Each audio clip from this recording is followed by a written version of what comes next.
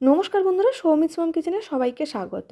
আজকে দারুণ একটা বেগুন ভাজার রেসিপি নিয়ে চলে এসেছি। বেগুন ভাজবো মুচমুচে, অথচ তেল থাকবে না। বেগুন ভাজলে তেল চপচপ করে, তাই কিন্তু অনেকেই বেগুন ভাজা খেতে পছন্দ করেন না। এইভাবে একবার হলেও বেগুনটা ভেজে দেখবেন, একদমই কিন্তু তেল থাকে না। আর বেগুন ভাজা হবে একদম মুচমুচে। চলুন রেসিপিটা শুরু করা যাক। দুটো মাঝারি সাইজের বেগুন গোল গোল করে কেটে জলের মধ্যে দিয়ে দিয়েছি। বেগুন যদি কেটে জলের মধ্যে দেওয়া হয় তাহলে কিন্তু বেগুন কালো হয়ে যায় না। বেগুনটাকে ধুয়ে তুলে নেব। একটা প্লেটের মধ্যে বেগুনটাকে ধুয়ে তুলে নিয়েছি। আপনারা চাইলে কিন্তু বেগুনটাকে আগে থেকেও ধুয়ে নিতে পারেন। এবার বেগুনটাকে খুব ভালো করে একটা পরিষ্কার রুমাল দিয়ে মুছে নেব, যাতে বেগুনের গায়ে কোনো রকম জল না থাকে। তবে আগে থেকে যদি আপনারা বেগুনটা ধুয়ে নেন তাহলে কিন্তু এইভাবে মোছার প্রয়োজন হয় না। তবে বেগুন বা যে কোনো সবজি কিন্তু কেটে নেওয়ার পর ধোয়াটা আমি বেশি পছন্দ করি, তাই আমি বেগুনটাকে কেটে ধুয়ে নিয়েছি। সমস্ত বেগুনগুলো কিন্তু এইভাবে আমার রুমাল দিয়ে মোছা হয়ে গেছে। বেগুনগুলো সব মুছে নেওয়ার পর এবার এর মধ্যে কিছু মশলা আমি মাখিয়ে নেব। বেগুনে যদি আগে থেকে এইভাবে মশলা মাখিয়ে রাখা হয় তাহলে কিন্তু বেগুন এমনিতেই খুব একটা তেল টানে না। পরিমাণ মতো নুন দিয়ে দিলাম। এবার আমি অল্প সামান্য পরিমাণের হলুদ গুঁড়ো দিয়ে দেব। ঝালের জন্য দিয়ে দেব অল্প সামান্য পরিমাণের লঙ্কার গুঁড়ো। তবে আপনারা যদি লঙ্কার গুঁড়ো দিতে পছন্দ না করেন, নাও দিতে পারেন। তবে লঙ্কার গুঁড়ো দিলে কিন্তু খেতে বেশ ভালো হয়। এবার অল্প সামান্য পরিমাণের দিয়ে দেব গোলমরিচ গুঁড়ো। গোলমরিচ গুঁড়ো দিলে কিন্তু ফ্লেভারটাও খুব ভালো হয়, আর খেতেও কিন্তু বেশ ভালো লাগে। গোলমরিচ গুঁড়োটাকে দিয়ে দিলাম। সমস্ত মশলাগুলো কিন্তু আমার দেয়া হয়ে গেছে। এবার খুব ভালো করে মশলাগুলোকে মাখিয়ে নেব বেগুনের গায়ে। খুব ভালো করে এইভাবে ঘষে ঘষে কিন্তু বেগুনের গায়ে মশলাগুলোকে লাগিয়ে নিতে হবে।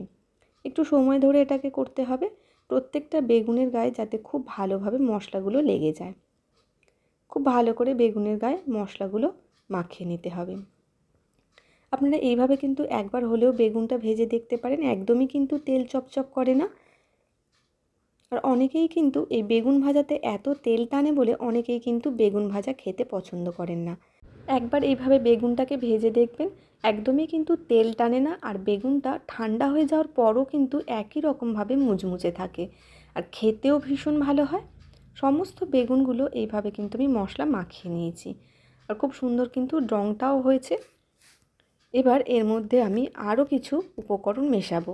বেগুনগুলোকে একটা সাইড করে নিয়ে ওই প্লেটের মধ্যে আমি নিয়ে নেব 2 চামচ চালের গুঁড়ো। বেগুনের পরিমাণ অনুযায়ী কিন্তু আপনারা এই চালের গুঁড়োর পরিমাণটা কম বেশি করতে পারেন।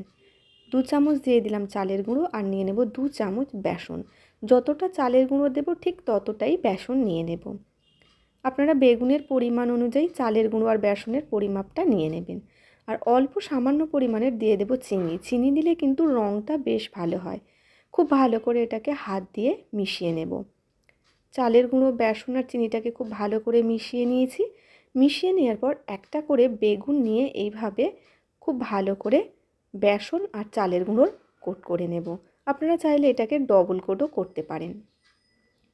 এভাবে সমস্ত বেগুনগুলো কিন্তু উল্টে পাল্টে খুব ভালো করে চালের গুঁড়ো আর বেসনের কোট করে নিতে হবে।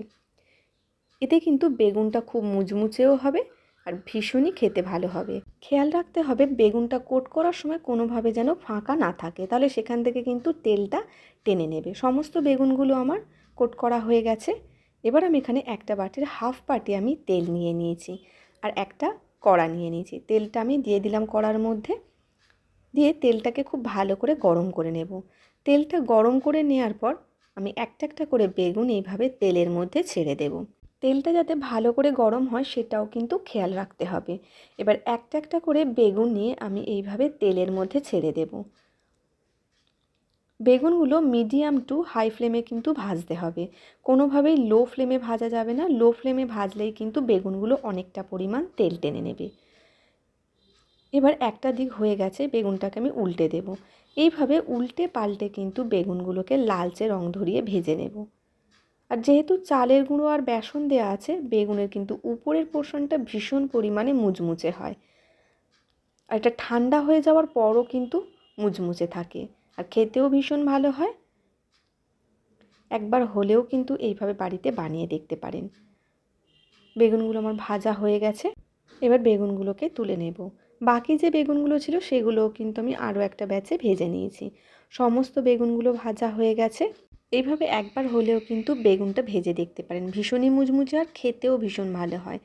এবার যে তেলটায় আমি বেগুন ভেজেছিলাম সেই তেলটাকে ছেঁকে নামিয়ে নেব। যেহেতু চালের গুঁড়ো আর বেসন দেওয়া ছিল তাই অনেকটা চালের গুঁড়ো তেলের মধ্যে থেকে গেছে, তাই আমি তেলটাকে ছেঁকে নেব। তেলটা খুব ভালো করে ছেঁকে নেওয়ার পর দেখাচ্ছি কতটা পরিমাণ তেল আছে। আর দেখতেই পাচ্ছেন যতটা তেল নিয়েছিলাম তার থেকে কিন্তু খুব সামান্য পরিমাণের তেল আমার লেগেছে।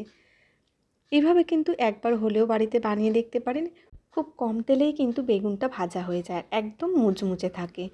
আমার রেসিপিটা ভালো লাগলে লাইক, শেয়ার ও সাবস্ক্রাইব করার অনুরোধ রইল। ধন্যবাদ।